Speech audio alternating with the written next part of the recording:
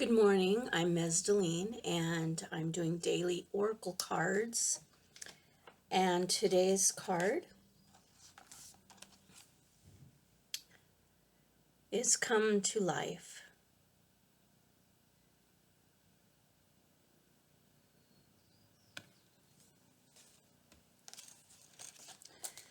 You are the most sacred of all sacred artworks. You're bringing yourself to life now, and this is how it must be. Of course, something being essential doesn't mean it will always be easy. You must support yourself and have courage during this process. Your monkey mind is not to run the show. That's a big one. Your monkey mind is not to run the show. It might have a lot to say, and at times it seems very convincing, but it is not the one in charge. Your mind can inspire you with ideas, however, it is the real you that speaks through your rebellious sacred heart and is living your life, not the monkey mind. The mind is not much more than a swirling cacophony of habitual reactions. Beneath habitual thoughts, there's a deep, sensual, creative, and energetic awakening happening to you. It is so far beyond what the mind is now capable of controlling. Others might not like it because it shakes things up. Coming to life tends to do that. However, it is happening now, and the only real choice you have to make is how to deal with it. Coming to life means feeling. It might bring joy, but it could equally bring sadness, rage, or fear. It could bring all of these things and more. Feelings will come and go quite swiftly when allowed to flow. Remember that, when allowed to flow, don't let them get stuck. You might need to paint, write, enact rituals, sing or dance your feelings to help the energy flow. Don't hold back. Create the space for yourself to do it. In this process, you are uncovering the artistry of the universal creator. You are honoring the sacredness of life by exploring it without restraint, and that includes the flow of your feelings. You don't have to do anything with them other than express. You may want to analyze or you may not. It doesn't matter. What matters is that you're getting in touch with feeling. Learning how to access your feelings allows you to learn how to access your intuition, creative inspiration, and genuine internal guidance. These aspects flow from the same place and are often couched within your feelings in the form of emotions as well as physical sensations. To come into your sensuality, you will need to anchor your experiences.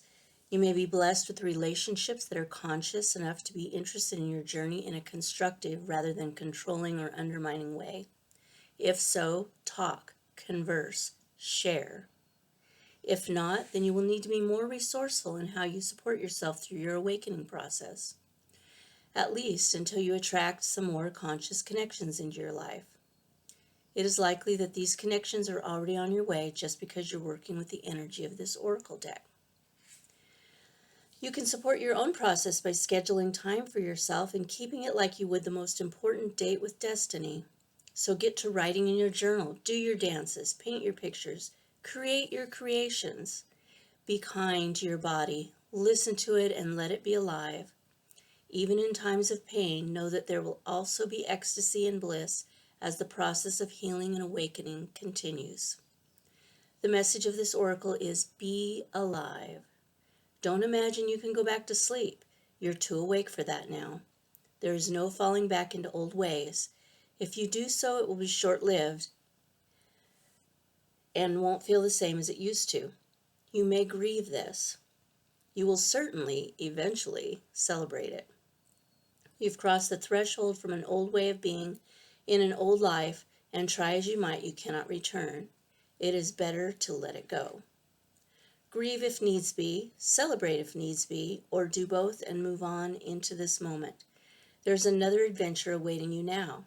You need a deeper connection to your own instincts, body, feelings, and intuition so that you can receive this new calling. You can trust in it, too. Embrace it, and it will embrace you. This is a great card, Coming to Life. So I've seen, what it made me think of is divorce or being in a relationship with a significant other that doesn't support you, doesn't support who you are, that makes you feel like you need to change in order to please that person, or maybe a job that you're working at that you just, it's not, it doesn't feel right. You know, everyone else around you is doing great, but inside you feel like you're dying. And so both those situations have happened to me, and I know they've happened to a lot of you. And what it is you reach that point where you just feel like you're dying, and then you can either choose to just die. Many of us try to find a way to be who we are within that setting, but it rarely works. Or we can choose to come to life. And whether it means leaving a relationship or leaving a job, there's, for me, always a grieving process, especially with the relationship aspect. And that's okay, because the outcome is there's another adventure awaiting.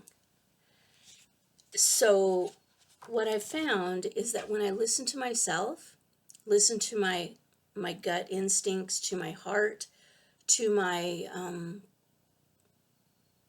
my divine intuition, sometimes I'm led in a direction that I don't want to go. Who wants to get divorced? I mean, really. When we get married, we want to have a relationship with this person long term. So the thought of divorce, especially if it's a second or third divorce, you know, it brings up that sense of failure, that sense of whatever.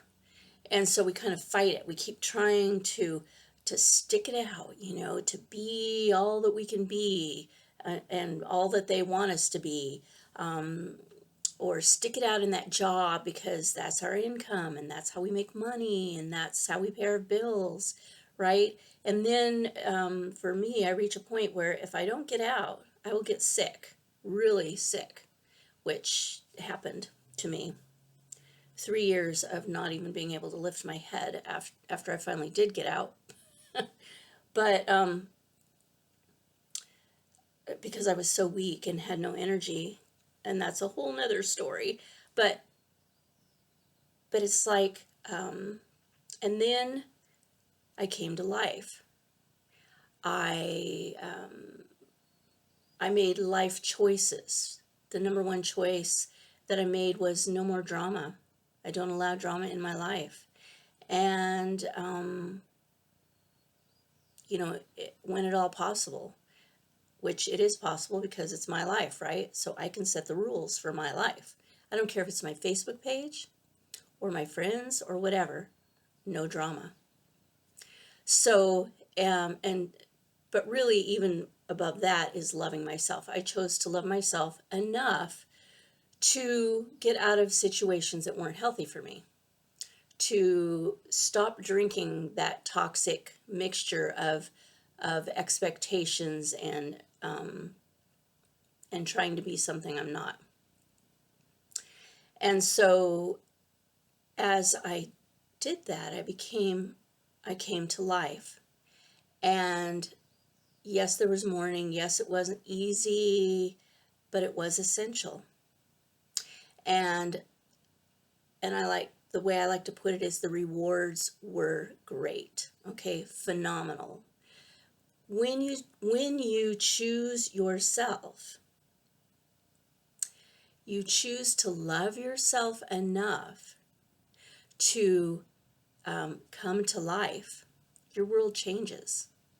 And the people around you see these changes.